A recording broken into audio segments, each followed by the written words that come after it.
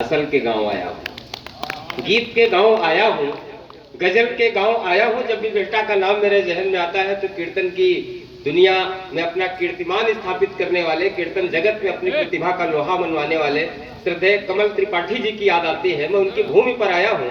तब चार पंक्तियां पढ़ता हूँ आप सबको प्रणाम करते हुए, इस मिट्टी को प्रणाम करते हुए। उनकी कहीं न कहीं स्मृतियां, उनके शब्द मेरे जहन में आते हैं कि गीत के गांव आया हूँ, गजल के गांव आया हूँ, नकल की बात क्या करना, असल के गांव आया हूँ। झुकाता शीश हूँ अपना, मुझे आशीष दे देना, ढूंढता हूँ मैं कौतुक को, कमल के गांव आया हूँ। मैं बहुत बहुत प्रणाम करता हूँ। और बेटा के लिए ना तो मैं अपरिचित हूँ, ना बेटा मेरे लिए अपरिचित है, इसलिए बहुत ज्यादा औपचारिकताओं की आवश्यकता नहीं होती। यहाँ सीधे सीधे कार्यक्रम कविता सुनने वाले लोग हैं। मैं तो डंके की चोट पर पूरे दावे के साथ कहता हूँ लगभग सभी मंचों पे कि कविता जिस तरह से हमारे बैसवाड़े में सुनी जाती है, हमारे बेहटा में सुनी जाती है, उस तरह पूरे हिंदुस्तान में विशेष रूप से गीत तो कहीं नहीं सुना जाता।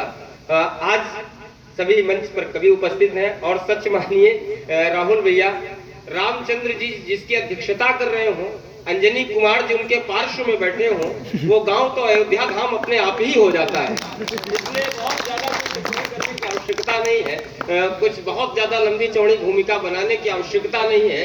आइए, काव्य कला कौशल कुलीन कमलों के बीच इधर उधर से कनेर लेके आए हैं। भावना की गंगा में नहाए हुए गीत छंद और गजलों के कुछ शेर लेके आए हैं। गुन लीजिएगा बंधु, चुन लीजिएगा बंधु, सुन लीजिएगा बंधु, टेर लेके आए हैं। राम की तरह आप चख लीजिएगा, क्योंकि कविता में शबरी के बेर लेके आए हैं। इस भावना से आज के इस कार्यक्रम का शुभारंभ करते हैं। कुर्सियां खाली हैं, लेकिन निश्चित रूप से मेरा दावा है ये सभी कुर्सियां भी थोड़ी देर बाद, ये कभी बिल्कुल निराश ना हो, परेशान ना हो। हाँ, नरकंकाल भी है तो यक्ष भी है, ये और यक्ष प्रत्यक्ष हमारे समक्ष होता है। तो निश्चित रूप से ये अद्भुत कार्यक्रम हमेशा होता है। बहुत ज्यादा कुछ कहने की आवश्यकता नहीं पड़ती। यहाँ आप सब कविता सुनने के लिए हैं। कवियों को हालांकि थोड़ी सी हताशा होगी कि कुर्सियां खाली हैं। मैं बता रहा हूँ कि आधे घंटे में सारी कुर्सियां संपूरित हो जाएंगी और ये कार्यक्रम पूरी मस्ती में, पूरी रवानी में, पूरे आनंद के साथ वसंत उत्सव का ये कवि सम्मेलन अद्भुत होता ही है हमेशा।